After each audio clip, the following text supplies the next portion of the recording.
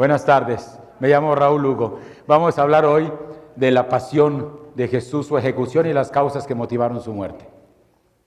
Repito, el hecho es este: Jesús no se murió ni de un accidente, ni de una enfermedad, ni logró llegar a una vejez tranquila.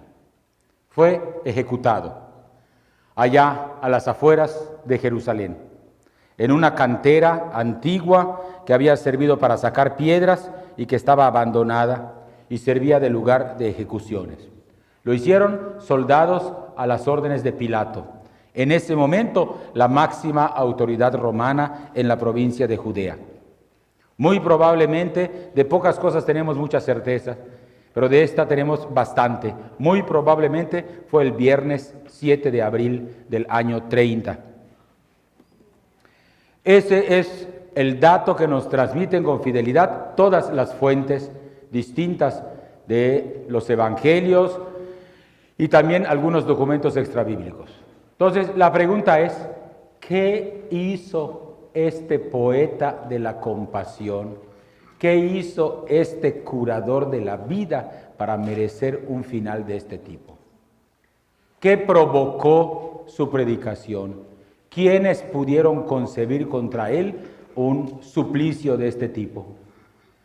Vamos a tratar de acercarnos a partir de las fuentes, como decimos, a las causas de la ejecución de Jesús. Entonces, tenemos esto. Una primera cosa que quiero decir es que el conjunto de los evangelios, más unos que otros, particularmente el Evangelio de San Mateo, muestra a lo largo de su tradición un continuo enfrentamiento de Jesús con un sector de la vida religiosa judía que son los fariseos. Los conocemos porque aparecen a cada rato en los evangelios. Son en el tiempo de Jesús sus principales adversarios.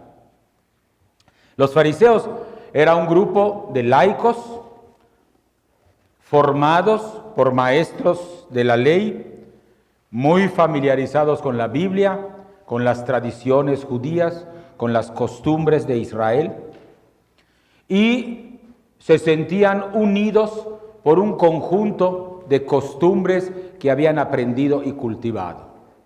Aquí, con los fariseos, tenemos que decir algunas cosas que nos ayuden a atemperar un poco esta mala opinión que de ellos nos dan los evangelios. En primer lugar, los fariseos no son un bloque monolítico, es decir, no todos los fariseos pensaban exactamente igual. El cuarto evangelio nos muestra que había algunos fariseos que simpatizaban con Jesús, que a ocultas en la noche iban a visitarlo para conversar con él y que no lo vieran sus compañeros. Y era normal que simpatizaran con la predicación de Jesús. Muchos de ellos seguramente se dejaron cautivar también por la predicación de este hombre que anunciaba que el reino de Dios estaba ya irrumpiendo. Y sentían en su corazón el fuego de sentir que a lo mejor este es el Mesías. Seguramente muchos fariseos se acercaban de buena voluntad a escuchar a Jesús. También es cierto que los fariseos tenían una característica muy importante, que era la llamada teoría de las dos leyes. ¿A qué nos referimos con esto? Voy a decirlo un poco caricaturizado para que lo entendamos claramente. El capítulo 19 del libro del Éxodo nos cuenta el momento en el que Dios baja a la cumbre del monte Sinaí. Entre rayos, truenos, relámpagos, fuego, se establece Dios en la cumbre del monte y le dice a Moisés, sube. Y Moisés sube. 40 días está allá arriba. El pueblo está abajo, orando por unos momentos, después divirtiéndose un poco con el becerro de oro. Pero Moisés está allá arriba, recibiendo la ley. Cuando Moisés baja de la ley, baja del monte Sinaí, trae dos leyes. Una escrita, digamos, no las tablas de los mandamientos solamente, como baja Charlton Heston en la película. No, baja con los 5 primeros libros de la Biblia bajo su chic. Shik quiere decir axila. Bajó entonces con la ley completa de Moisés aquí debajo del brazo. Pero además traía otra ley. Ellos le llamaban la ley oral. Una es la ley escrita y otra la oral. Y decían los fariseos, lo que ocurrió es que Dios se tardó 40 días, no porque no supiera escribir o porque no pudiera hacer rápidamente los 5 primeros libros de la Biblia, sino porque sentó a Moisés y leyó con él todas las frases de los 5 primeros libros y le explicó su significado secreto. Y les dijo, esto debe interpretarse de esta manera, esto de esta manera. Así que cuando Moisés bajó, tenía la ley escrita en su mano y la ley oral en su cabeza. Entregó la ley escrita al pueblo y jaló a Aarón y a algunos compañeros suyos y les explicó la ley oral. La ley escrita se transmitió por escrito a todas las generaciones de los judíos. La ley oral, en cambio, se quedó en poder de los sabios que, herederos de Moisés, explicaban cómo debía interpretarse la ley. Los fariseos decían, la línea de sabios de Moisés hasta ahora termina en nosotros. Nosotros somos los que tenemos la clave de la interpretación.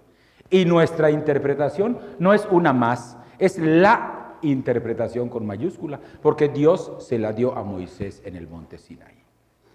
¿Qué es lo que provocaba esta tradición que cultivaban los fariseos? Provocaba que la interpretación farisea se convirtió muy pronto en la interpretación mayoritariamente aceptada. Es decir, cuando los fariseos explicaban la Escritura, no solamente leían el texto, sino lo interpretaban y decían, esta interpretación es la única correcta porque viene de Dios. Eso, claro, les daba a los fariseos un cierto poder intelectual sobre las masas. Y los fariseos tenían una ventaja con respecto a otros grupos. Eran laicos, de manera que podían andar de una parte a otra, se desplazaban. Muchas de las sinagogas de Palestina de la época de Jesús estaban bajo la conducción de fariseos. Así que si el niño iba al catecismo en una sinagoga de los fariseos, escuchaba no solo la ley de Dios, sino la interpretación farisea. Jesús muy probablemente asistió de pequeño a una sinagoga conducida por fariseos.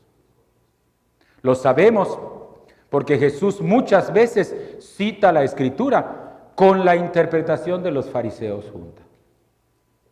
Allá, ¿se acordarán ustedes que entre los capítulos 5, 6 y 7 del Evangelio de San Mateo, Jesús hace una revisión de la ley antigua y dice, han oído que se dijo a los antiguos, no matarás, pero yo les digo, ni siquiera te enojes con tu hermano. Han oído que se dijo a los antiguos, no cometerás adulterio, pero yo les digo, quieran tanto a sus mujeres que ni tiempo les quede para ver a nadie más. Han oído, comienza a corregir la ley antigua. No así como lo estoy haciendo yo, que estoy corrigiendo al corrector. Pero digamos, algo así hizo, ¿no? Citaba. Muy bien, pues hay un momento determinado en que Jesús cita un texto de memoria y dice, han oído que se dijo a los antiguos, amarás a tu prójimo y odiarás a tu enemigo. Pero yo les digo, amen a sus enemigos, oren por los que les persiguen, etc. Muy bien. Antiguamente en las Biblias, cuando Jesús citaba de memoria el Antiguo Testamento, se ponía en letra cursiva.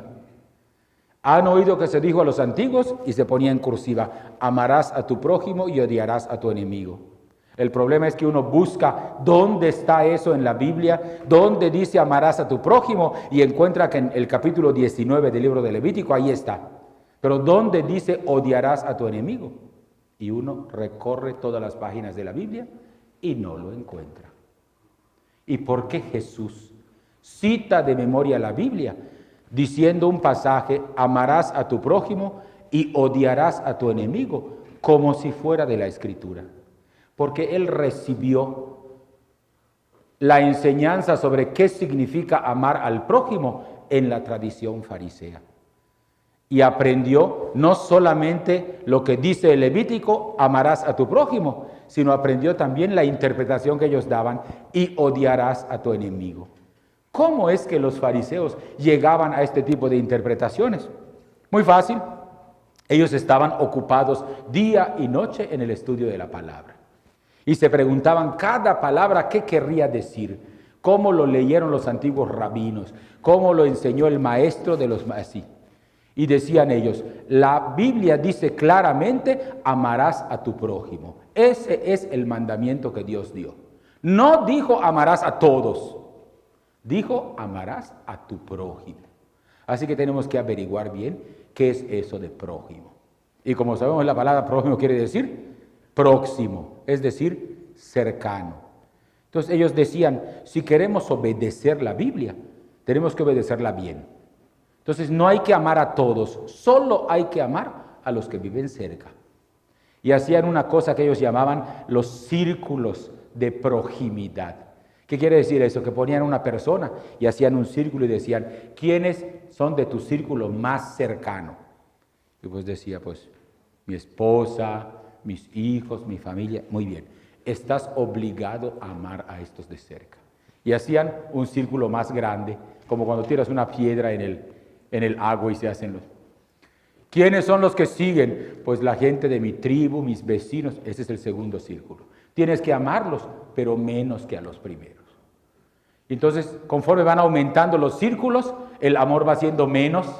De manera que cuando hacían un montón de círculos y decían, bueno, ya se acabaron todos los prójimos y ahora los lejanos, los extranjeros, no sé qué.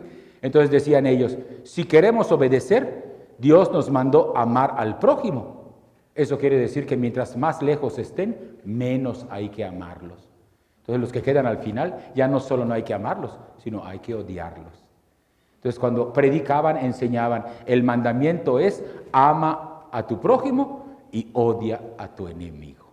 Esa era la manera de funcionar, digamos así, de la mentalidad farisea. Claro, eso provocó un montón de encontronazos entre ellos y Jesús. Aún aquellos que simpatizaban con el maestro no se explicaban muchas cosas, les chocaban muchas cosas de Jesús. Les chocaban su increíble libertad, el hecho de que Jesús no recurriera a la ley, sino a un Dios que es pura misericordia, que no le preocupara el cumplimiento de las cosas que decía la Biblia, sino el corazón compasivo. Eso hacía que ellos se disgustaran por eso, pero sobre todo es a los fariseos a quienes molestaba esa familiaridad de Jesús con los impuros y con los pecadores. Ellos eran los santos. Fariseo viene de perushim. Perushim quiere decir separado, distinto de los otros. Se llamaban fariseos porque pensaban que ellos estaban por encima de los demás. Algunos rabinos del siglo I mencionan que los fariseos se consideraban los pararrayos de la humanidad. Es decir, Dios debería haber destruido ya este mundo porque no cumplimos con su ley. Pero como cuando miraba al mundo, veía a los fariseos que sí la cumplían y decían, por ellos no voy a castigar a todos. Ellos se consideraban a sí mismos pararrayos de la ira divina. Así que tuvieron muchos conflictos con Jesús, particularmente en la interpretación de cosas muy concretas como el mandamiento del sábado, algunas tradiciones como el capítulo 7 del Evangelio de San Marcos, por ejemplo, dice esta discusión que tienen a propósito del cuarto mandamiento. Honrarás a tu padre y a tu madre. Y Jesús discute con los fariseos y ustedes son muy vivos. El mandamiento de honrarás a tu padre y a tu madre no quiere decir nada más que respetes y que no ofendas o no insultes a tus papás. No, el mandamiento se entendía en su época de Jesús. Además de honrar y de querer a tus papás, tienes que sostenerlos cuando sean grandes. Ellos ya hicieron muchas cosas por ti. Honrar al padre y a la madre quiere decir sostener a tus papás. Ustedes, dice Jesús, son muy vivos. Tienen allá una cosa que pueden darle a sus pobres papás. Tienen un refri allá que ya ni les sirve a ustedes. Pero en lugar de dárselo a su papá, dicen, esto es corbán. Corbán quiere decir, ya se lo ofrecí a Dios. Y como ya se lo ofrecía a Dios, no puedo dárselo a nadie porque es de Dios. Y se quedaban con ello. Y decía Jesús, qué vivos son ustedes. Hasta pretextan a Dios para no cumplir con lo que Él quiso decir, que es que ayuden a sus papás. Ese tipo de discusiones era muy frecuente en su enfrentamiento de Jesús con los fariseos. Pero en honor a la verdad hay que decir una cosa. Los fariseos eran en su gran mayoría gente de buen corazón, muy apreciados por la gente. Algunos de ellos santos en su conducta, honestos. Hay algunas hermosísimas tradiciones que como tenemos hasta la 1, se las voy a contar. Hay una tradición muy bonita acerca de los fariseos. Un rabí del siglo ya segundo o tercero tenía discípulos y él iba de lugar a lugar enseñándoles. Los fariseos, los verdaderos, nunca cobraban por predicar. Lo hacían gratis. Trabajaban, ganaban su dinero y su tiempo libre lo dedicaban a predicar. Consideraban un honor servir. Es decir, eran voluntarios, no asalariados. Y entonces, este maestro era muy respetado y muy querido. Y entonces, pero no le gustaba recibir ninguna ayuda material. ¿A quién le suena esto? A San Pablo. San Pablo nunca quiso recibir nada de nadie, trabajaba con sus manos para ganarse y tuvo que defender eso allá en el capítulo 7 de la primera carta a los Corintios, en el 9 de la primera carta a los Corintios. Entonces, este maestro llegó su cumpleaños y sus discípulos se juntaron y le dijeron, pues maestro, queremos regalarte algo. Y él dijo, no puedo aceptar nada. Si acepto algo, es como que yo estuviera vendiendo mi trabajo. Y los discípulos se juntaron aparte y dijeron, ¿y qué hacemos? No quiere recibir nada, ni un dinero, ni un vestido, ni una ropa. Ya sé qué vamos a hacer. Y se ponen de acuerdo y le compran un burro. Y le dicen, maestro, no queremos darte nada, queremos ayudarte en tu tarea de predicar la palabra de Dios. Vemos que te mueves de un lugar a otro caminando, queremos regalarte un burro. Y le llevan un burro. Y el rabí los ve pues con tanto cariño, dice, pues no me están regalando nada a mi beneficio, es para el trabajo. Entonces decide aceptar el burro. Entonces acepta el burro y el día que lo va a usar, que lo va a estrenar, al estarlo cepillando y limpiándolo, descubre que el burro tiene colgado en su cuello una especie de cordel como de los de pesca, y dentro del pelambre hay una joya preciosa. Entonces mira eso y entonces manda a llamar a sus discípulos. Vengan. Y ellos dicen, ¿qué pasó? Pues acabo de descubrir que ustedes me regalaron un burro. ¿Cuánto les costó? Pues nos costó 200 pesos, supongamos. Entonces él dice, piensa él, no, esta joya es mucho más valiosa. Y les dice, cuando ustedes compraron este burro, ¿sabían ustedes que este burro tenía una joya dentro de su pelambre? Dice, es una joya. Entonces él les muestra la joya preciosa que el burro tiene. Y ellos le dicen, no, pues no lo sabíamos. Nosotros pagamos por un burro y nos vendieron un burro. Y dice el maestro, vayan y devuelvan ese burro con todo y la joya. Le dicen, ¿pero por qué, maestro? Si nosotros pagamos por el burro. Lo siento mucho, no acepto ni el burro ni la joya. Y dijo una frase muy hermosa. Dice, no quiero que el nombre de Dios sea blasfemado por mi causa. Es decir, él pensaba que podía poner en riesgo su tarea de predicación. Esto de blasfemia del hermoso nombre lo repite la carta de Santiago, que es uno de los documentos de la Iglesia judeocristiana que nos ha quedado en el conjunto de los libros que tenemos en el Nuevo Testamento. Allá se habla de la blasfemia del hermoso nombre, que se conecta un poco con eso. En cualquier lugar donde se haga una injusticia, alguien se quede con algo que no le corresponde, donde alguien abuse de otro, el nombre de Dios es blasfemado. Eso pensaban los fariseos. Así que de esa calidad de integridad de vida eran los fariseos. Entonces, hay que reconocer que tenían mucho conflicto con Jesús, pero los fariseos no tenían poder político. El Sanedrín, que era el que gobernaba, estaba formado por 71 personas. De esas 71 personas era el sumo sacerdote y 70. De esos 70, apenas 4 o 5 eran fariseos. Y entraron al Sanedrín no por méritos, no porque quisieran los otros, sino porque eran los sabios en el conocimiento de la ley. Y el Sanedrín tenía que decidir los casos que les llegaban a veces Me robaron una gallina por mi vecino, ibas al Sanedrín y exponías el caso. Ellos tenían que saber en qué parte de la ley de Moisés están los robos y cómo tenía que castigarse eso. Y los sumos sacerdotes solo eran gente del culto, no estudiaban. En general, muchos sacerdotes no estudian mucho, ¿verdad? Pero digamos, aquellos de ese tiempo estaban muy dedicados al culto y no tenían tiempo de estudiar. Entonces, ¿qué hicieron? Llamaban a los especialistas y los metían para que los asesoraran.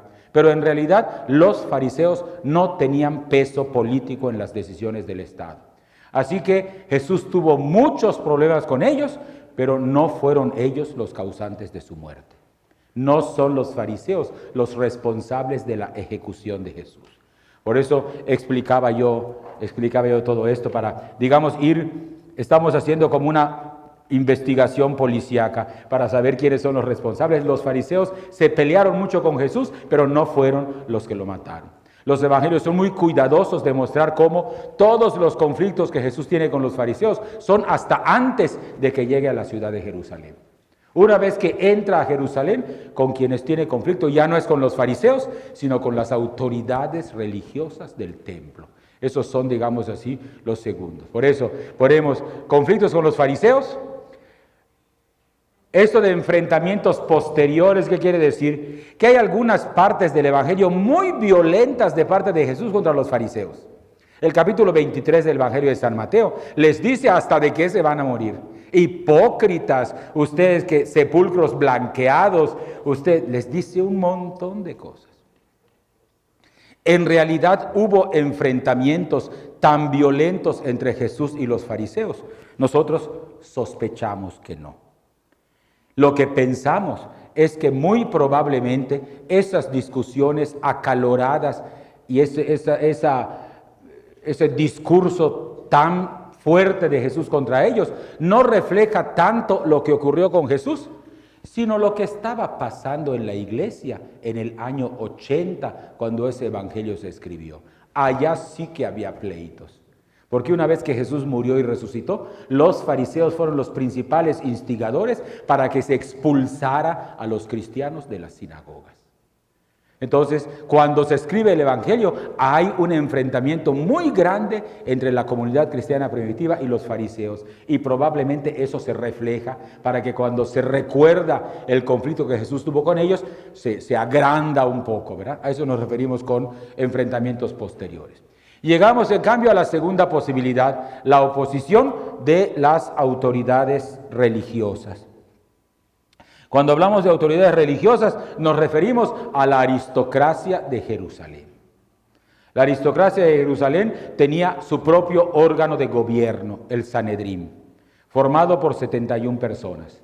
Los sumos sacerdotes, los ancianos y los escribas. Los escribas, que casi todos eran fariseos, eran como 5 o 6. La gran mayoría de los 70 que conformaban el Sanedrín eran saduceos y, digamos, eran todos saduceos, pero eran sumos sacerdotes y ancianos. ¿Por qué sumos sacerdotes si solo había uno? Sumo quiere decir que es el que está más en la punta. Solo había un sumo sacerdote en funciones. Pero se daba el apelativo sumos sacerdotes en plural, porque había que tomar en cuenta no solo al sumo sacerdote en funciones, sino cualquier otro que hubiera sido sumo sacerdote y que ya no estuviera en funciones, pero todavía viviera, formaba parte del Sanedrín. Como que por ley estaba establecido que uno que fue sumo sacerdote gobernaba con el Sanedrín hasta que se muriera, aunque ya hubiera dejado de serlo. Entonces, los sumos sacerdotes era este clero alto, el sumo sacerdote, los que habían sido antes que él y todavía vivían, y los jefes de los grupos sacerdotales. Es decir, el grupo de jefes que manejaba la economía del templo, el grupo de jefes que manejaba la policía del templo, porque tenían su policía el templo, el grupo de gentes que organizaba los diferentes grupos de servicio sacerdotal. Dicen que en el tiempo de Jesús había aproximadamente 7,200 sacerdotes y un solo templo.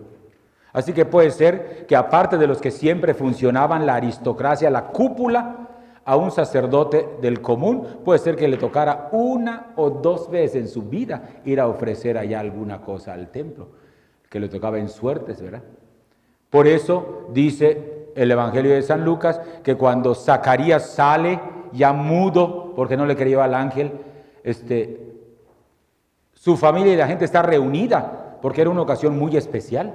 Porque puede ser que a Zacarías le hubiera tocado 3 o 4 veces al año entrar al templo, y esa era una de ellas, así que la gente iba para recibirlo, y esperaban que les contara lo que pasó dentro, pero cuando salió, pues, como dice la Sonora Santanera, les dijo, porque ya quedó mudo por ahí, ¿verdad? Bien, entonces, esta aristocracia estaba compuesta, además del alto clero, por los grandes terratenientes de Israel. Como solía ocurrir en esas épocas, los grandes ricos tienen mucho poder dentro de las religiones, ¿verdad? Porque como son los que dan dinero, toman también decisiones. Bueno, en el caso de Israel, había un número determinado de los que le llamaban ancianos, que podían ocupar ese cargo por méritos que valoraban los sumos sacerdotes y que casi siempre tenían que ver con dinero. Eran los grandes terratenientes, los que tenían mucho poder económico, y ese Sanedrín tenía autoridad para juzgar sobre muchas cosas. Tenía cárceles donde podía poner a las personas, tenía investigadores, podía ejercitar su mandato castigando, golpeando a personas, encarcelándolas. Solamente no podía imponer la pena de muerte. Eso se lo había reservado el Imperio Romano. Podían sí, digamos, haber muertes en Israel sin pedir permiso al Imperio Romano, solamente si era un linchamiento, por ejemplo. O si era como la muerte de esa mujer que describe el capítulo 8 de San Juan, que está llevando a esa turba de machos a que la ejecuten allá en la plaza pública porque la descubrieron en flagrante adulterio. O como estuvo a punto de ocurrirle a San Pablo, cuando regresó después de su tercer viaje a la ciudad de Jerusalén, y sus enemigos casi lo matan en el mero templo. Nada más que él dijo, cuidadito y me maten, soy ciudadano romano, dijo. Y entonces tuvieron que parar y le comenzó un proceso largo, pero ahí pudieron haberlo matado. Pero legalmente hablando, quienes podían decretar premios y castigos eran el Sanedrín. Este Sanedrín tuvo muchos problemas con Jesús, y de manera mucho más grave que los fariseos. Cuando la actuación de Jesús planteaba, digamos así, una pregunta decisiva. Los dirigentes religiosos de Israel, parece decir Jesús, no cuentan ya con la autoridad de Dios, porque no están haciendo lo que Dios quiere. Muchas de las parábolas que estuvieron a punto de causar la muerte de Jesús son parábolas que él dirigió directamente en contra de estas autoridades religiosas del templo, del Sanedrín. Hay algunas que enojaron al Sanedrín terriblemente, como por ejemplo esta parábola en la que se cuenta, haciendo un poco eco de una profecía de Isaías, que un señor tenía un terreno, construyó un lagar, puso una torre. ¿Se acuerdan de este texto de Isaías? Y bajó a buscar uvas y en lugar de uvas encontró agraces. Jesús toma un poco ese inicio y cuenta entonces del dueño de la viña que se tiene que ir de viaje y deja a sus encargados a cargo. Y les dice, cumplan ustedes mi voluntad. Mi voluntad es que ustedes vean que la hacienda rinda frutos y que me den a mí los frutos que me corresponden a su tiempo. El dueño se va, los trabajadores se quedan, maltratan a los empleados, abusan del poder, y cuando llega el momento de dar el fruto que debían, no se lo dan. Entonces el dueño manda a unos servidores para reclamar la parte que les toca y los golpean. Manda a otros servidores y casi los torturan. Y después manda a su propio hijo y ellos dicen, ahí viene el heredero, si lo matamos a él, nos quedamos con la herencia, y matan al hijo. Cuando Jesús está contando eso, las autoridades religiosas saben perfectamente que lo está contando por ellos. Los sumos sacerdotes son aquellos a quien la ley de Moisés dejó a cargo de la religiosidad del pueblo. Y Jesús está diciendo, no están cumpliendo el mandato de Dios. En lugar de hacer lo que les mandó, están abusando de la gente.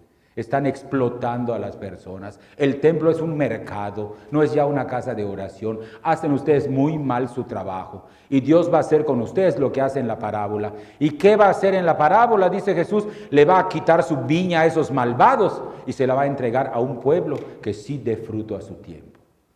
Eso lo sentían las autoridades religiosas como un atentado contra su propia autoridad.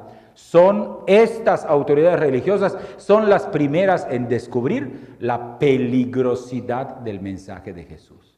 Si éste sigue predicando así, los que nos vamos a quedar sin poder somos nosotros.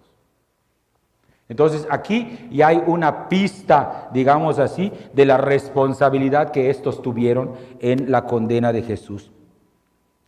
En algún momento que no podemos precisar, Jesús pronunció un lamento profético sobre Jerusalén, no pensando en todos los habitantes, sino en los líderes religiosos. Lucas 13. Ay, Jerusalén, Jerusalén, que matas a tus profetas. Cuántas veces quise reunirte como una gallina reúne a sus pollitos, pero tú no quisiste, te opusiste. Jesús está pensando, está diciendo esto desde la parte de arriba, en la bajada, digamos así, del Monte de los Olivos, mirando la explanada del templo. Ahora hay una iglesia así, estilo ruso, muy bonita, construida, que se llama el Dominus Flevit, es decir, el lugar donde el Señor lloró, que lloró por la ciudad de Jerusalén. El lamento de Jesús es por la cerrazón de las autoridades religiosas de su pueblo. Así que había un enfrentamiento serio con ellos. Y está finalmente los recelos del poder romano. El poder romano, como sabemos, tenía una intervención muy poderosa en Israel, pero había permitido que los judíos tuvieran su propio sistema de gobierno. Reyes por algunos sectores, el Sanedrín para juzgar en cosas religiosas y políticas que tuvieran que ver con la vida de Jerusalén y sus alrededores. Y Roma se había adjudicado solamente dos prerrogativas delante de su imperio vasallo: tener ahí a sus soldados y tener gente que cobrara los impuestos que tenían que ir a Roma. Les interesaba el orden y el dinero. Lo demás lo podían hacer los demás. Y quien le garantizaba mayor posibilidad de control de las multitudes, ese era el que Roma hacía su amigo en el gobierno. Así que había una muy buena relación entre los representantes del imperio y estos guardianes religiosos de Israel, el Sanedrín. Hay algo que seguramente debe haber despertado un poco el recelo del poder romano. Jesús, desde que aparece, comienza a hablar del reino de Dios. Reino se dice en griego basilea. Basileia tuseu, el reino de Dios. Y el término basileia se usaba en la época del Imperio Romano exclusivamente para referirse al emperador. Él era el único rey. Jesús estaba hablando del imperio de Dios, del gobierno de Dios. Y Roma seguramente paró las orejas cuando escuchó eso. El término basileia, que repiten invariablemente todas las fuentes con las que contamos, solo se empleaba en los años 30 para referirse al imperio de Roma. Oír a un predicador que tiene influencia sobre la gente hablar de un imperio, aunque sea el imperio de Dios, no es muy tranquilizador para los romanos de la época. Así que las autoridades romanas, que también oían hablar de las curaciones, del extraño poder que Jesús tenía para liberar de las fuerzas demoníacas, digamos, empiezan a sentir cierto recelo por este predicador. No alcanzan, me parece a mí, no me parece que los textos nos dejen ver que alcanzaron a comprender a fondo la peligrosidad de Jesús, pero representaba para ellos un riesgo, al principio marginal, pero cuando después es traído por las autoridades religiosas para ser entregado, entonces los romanos dicen, a lo mejor teníamos razón, más vale acabar con esto a tiempo, y tenemos que hacerlo pronto, porque muerto el perro, se acabó la rabia. Eso pensaron, ¿verdad? Pero los rabiosos seguimos tan vivos y campantes 2000 años después. Bien, y seguramente les inquietó también una ocasión en que Jesús opinó acerca de los impuestos a Roma. ¿Se acuerdan ustedes de este pasaje? Maestro, ¿es lícito que hagamos el impuesto a Roma o no? En una trampa que le ponen a Jesús. Una trampa muy bien concebida. Si Jesús decía no hay que pagar impuesto a Roma, se le podía acusar de sedicioso. Si él decía sí hay que pagar impuesto a Roma, le iban a decir, estás vendido, eres un predicador vendido. No había posibilidad de que Jesús saliera bien de esta trampa, salvo con su ingenio. A ver, ¿dónde está la moneda? Muéstramela. Y le muestran la moneda. ¿Cara de quién tiene esta moneda? ¿De quién es esta imagen que tiene grabada? Y dice del emperador. Bueno, pues dale al emperador lo que es del emperador y devuélvele a Dios lo que le corresponde a Dios. ¿Qué le corresponde al emperador? Está muy claro, ese dinero, porque ahí está su imagen.